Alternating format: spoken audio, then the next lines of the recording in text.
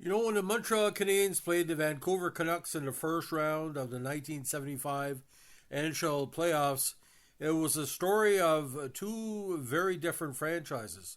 For the 75 campaign, Montreal was in a year of transition because Jacques Laperriere retired.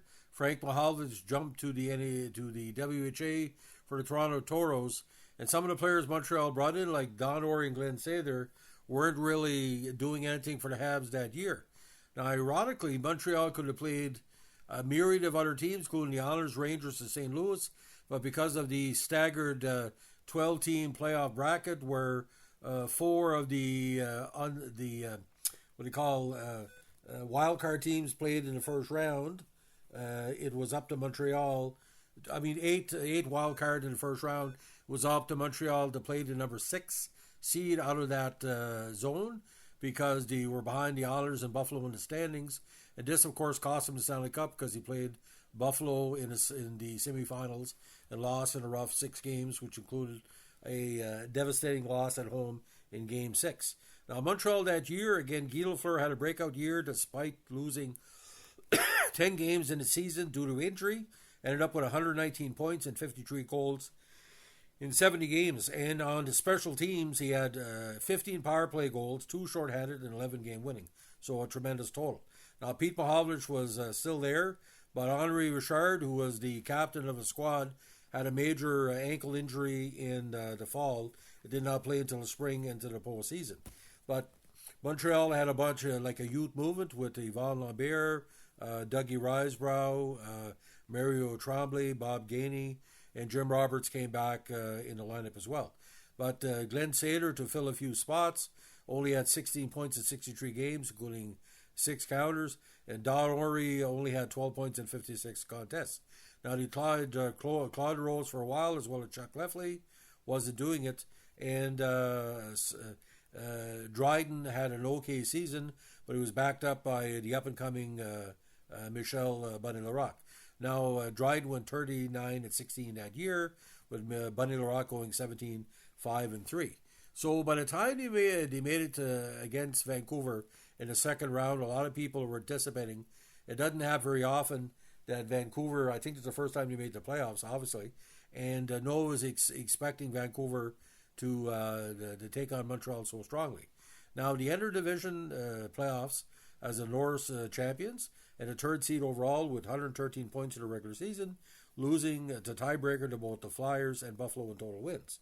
The Canucks entered the playoffs as Smythe Division champions and a sixth seed in the quarterfinals as the third lowest remaining seed in the playoffs.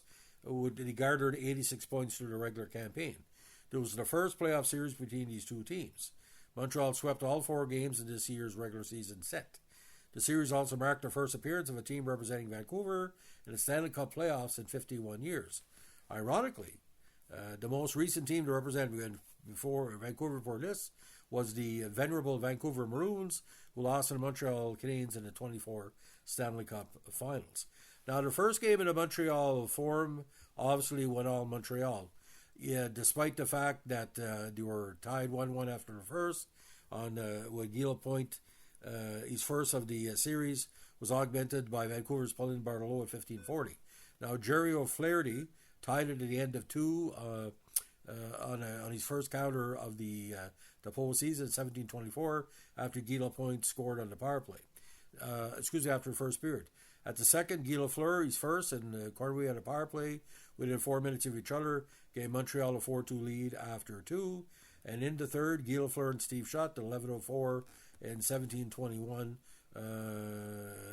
rounded up the scoring for Montreal. Now, Ken Lockett took the loss for Vancouver, with Kenny Dryden taking the victory for the Habs.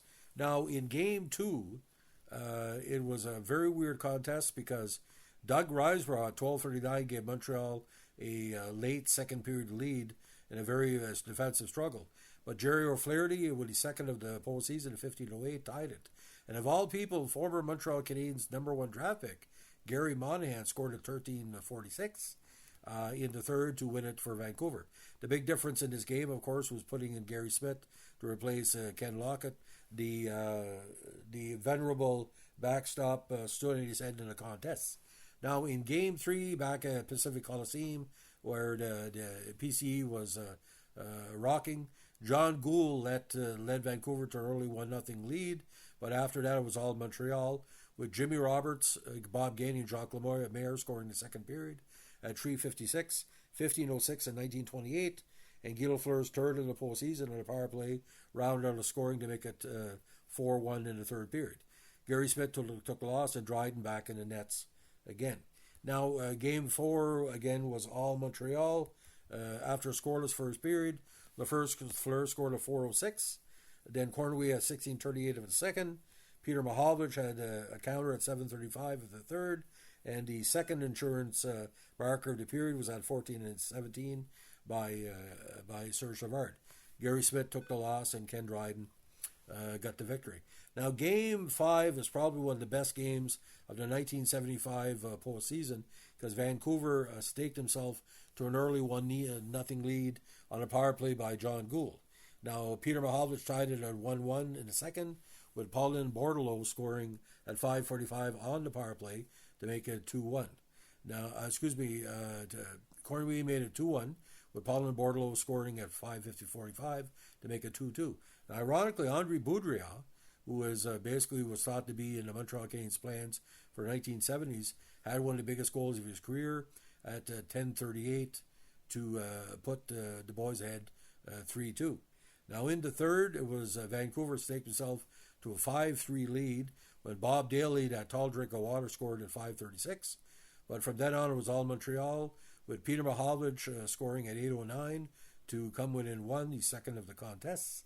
And Guy Lapointe, he started the postseason at 10:54. Now, 55 minutes of this game is available on YouTube. It was a very interesting overtime period. You initially thought that Yvon Cornway had scored a winning goal at 17:06. It seemed to be going into the second overtime period before Cornway and Lafleur were buzzing around the net like mosquitoes to make it, again, an overtime victory for Montreal. Gary Smith took the loss, and Ken Dryden took the win. Now, ironically, ladies and gentlemen, Gary Smith was brought into the Vancouver universe after Cesar Maniego pretty well overstayed his welcome in Vancouver. Now, he showed up in the 74 season, winning 20 games in 66 contests. 77, he played 72 big games with 32 wins, 24 losses, and 9 ties. But ironically, he tried Ken Locken in the first game, and it didn't work out. Now, he was 1-3 in the postseason that year. Now, in 76, his last year with Vancouver, 20, 24, and 6. So he was under 500 for his 3 season in Vancouver after coming off Chicago. But ladies and gentlemen, Gary Smith ended up winning an AFCO Cup with Winnipeg in 79, him and Dave Dryden, and he eventually wrapped up his career in the Winnipeg and Edmonton system and back in the day. But Gary Smith, have suitcase will travel. There was no word if he took a shower between periods, because he was known to do that sometimes to buck the edge. So a very interesting Vancouver team. And for the fans of the 1974-75 Vancouver Canucks, you know, they had a very strong team that year. And the fact is, the first time at anything is great. I really think the 75 Vancouver Canucks established themselves as a very good quality team, because you had Dennis Kearns and different stuff. But the idea, ladies and gentlemen, by the time you make the Stanley Cup just a half dozen year later, you can point to that Vancouver season as where they gave so much to the squad. Now, the idea, ladies and gentlemen, of Vancouver, they always were very strong at the Pacific Coliseum. But we're going to give you a rundown of some of the key players that really showed up against Vancouver. And we got Boudria. Don Lever had 38 goals that year. John Gould had 34 in a breakout season. The Vervegart, despite an injury-plagued season, had 19 counters. Chris Ottoson, of all people, with his strong style around the net, had 16 counters. Paulin Bordelot had 17 counters. Bob Daly had 48 points. 12 goals. Bobby Lalonde, 17 counters. Gerald Flaherty had a big 25 goals. Monahan, 14 goals in 78 game. The former Hab Leon Rochefort had 18 counters. Jerry Meehan, the former Sabre, had 10 counters. Abe DeMarco had 10.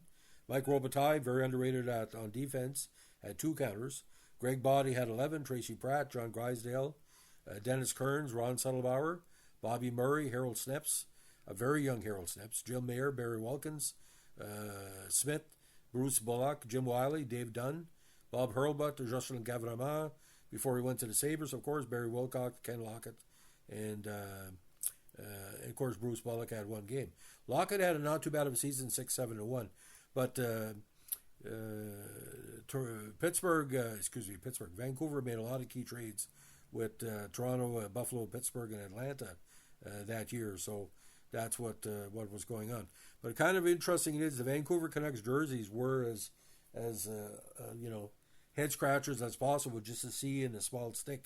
But the idea Danny Gallivan really enjoyed covering that series. He said in published reports it was a very interesting battle because Montreal almost were not really wanting to blow out Vancouver. They respected him a lot.